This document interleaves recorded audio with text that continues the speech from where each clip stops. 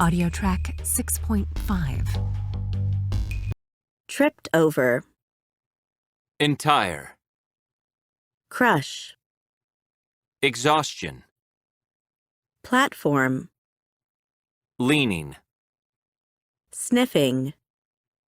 Weapon. Stab. Roared.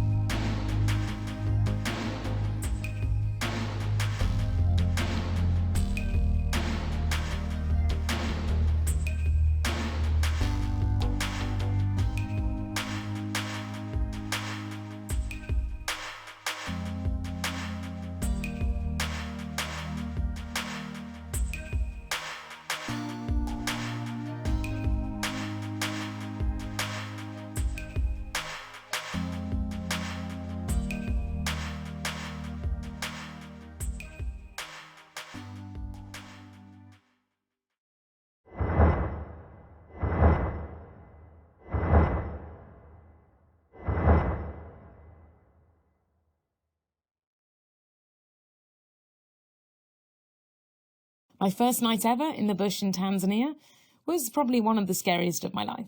As I was walking towards this field camp I was going to be staying in, I was thinking, God, I've never stayed right there in the bush in a lion sort of rich area before, so I hope it's going to be okay. And I walk up and I see these tents, but instead of being on the ground as I'd feared, they were up on these big platforms.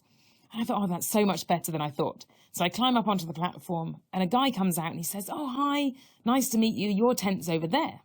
I thought, oh, no. But I look across and about 200 meters away, I see another platform. And I was like, yes. So I start walking over to the platform. About halfway over there, I trip over this tiny little, like, one-man pup tent. And I ignore it. I think it must be a store tent or something. So I keep walking towards the second tent. And I get up to it and I climb up onto the platform. And a guy comes out and he says, oh, did you miss your tent? And I was like, oh, that is my tent. And so I very dejectedly walk back to this tent. And it's fine. It's exactly as I was expecting. But now the fact that everyone else is on raised platforms makes me feel like bait. So I think I've got to be sensible. I'm a big cat biologist. So I shove my little mattress in there and I'm trying to be all brave. And so I'm lying in there. It's getting dark. And I start to hear lions call. And they're roaring to and from. And I'm thinking, oh, my God, I'm scared. And then the next moment, it's a full moon night. I hear crackle, crackle, crackle. And out steps this huge male lion into this little clearing where the tent is. He walks up and he starts pacing around the tent and sniffing it. And it's a new object in his environment. He's just being curious. But I am terrified. I'm trying to just lie there and be as still as I can. But I think I'm not going to stay here and be eaten. So I reach into my bag as slowly as I can.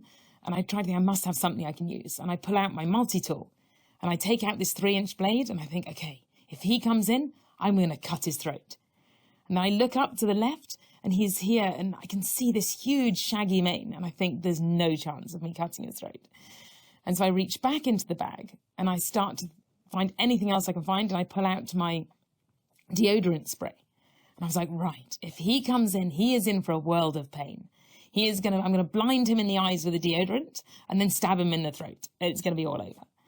And of course, I know, obviously, that if he does come in, if he happens to slash open the tent and come in, he is going to eat me, be found the next day very happy and full, and he's going to have tiny little nicks on his face and be smelling of spring fresh deodorant.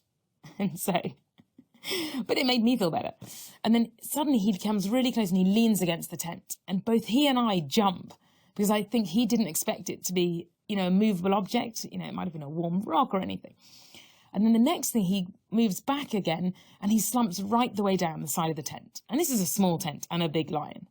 And so he's crushing my entire left side, and I'm pushed right up against the side of the tent now. And I'm lying there, and he's lying on my left hand and arm. So I've lost my multi-tool, which is really the most important of the two weapons. Now I'm left with just the deodorant spray, which by itself, not that good for fending off lions. And I'm there, and he's, lying there for ages, and finally I hear this. I think he's asleep. Are you kidding? He's fallen asleep. He is fast asleep, and he is radiating heat. I can smell him. I can feel him, obviously, and it's getting so hot in this tent. I think I'm going to die of heat exhaustion. I thought, oh my God, they're going to find me dead in the morning, and with nothing to show why this whole thing happened. But finally, I think out of sheer terror or adrenaline or whatever, I fell asleep myself, because the next thing I know, it's morning, and, it's bright sunlight, the tent's gone back to its normal shape. And I think, did I dream that? And I look down into my hands, and I'm still holding my multi-tool and my deodorant spray. I think that was not a dream. And I very carefully look around, and I can see padded lion prints all around the tent and this big smooth area where he slept. So we went back in and spoke to the other guys. And after that, we called it the death tent. And I got to sleep up on a platform. But it was certainly a good initiation.